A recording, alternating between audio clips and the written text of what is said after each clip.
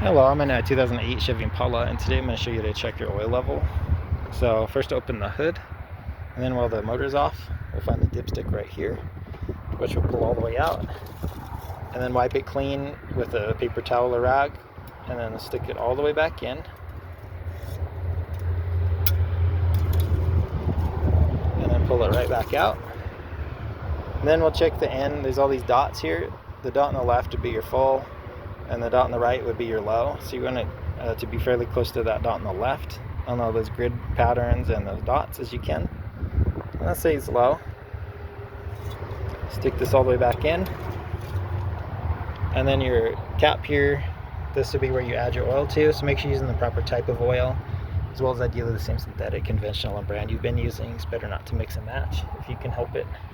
But we'll just unscrew this. And then with a funnel or straight from your quart jug, fill as needed. Try not to overfill if you can help it too, because that could cause issues. But once you have it filled, screw this back on nice and tight. Start the motor so you can circulate the new oil for about 5 seconds or so. Turn it off. And then we'll do the same process we did in the very beginning with this dipstick to check if we're at the full mark or not now.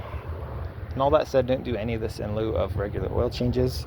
We typically do by putting the vehicle on a lift, so you can get underneath to the oil pan to pull the oil plug, drain all the old oil out, replace any filters as needed, screw the plugs back in nice and tight, and then add the recommended amount of oil for your particular motor here.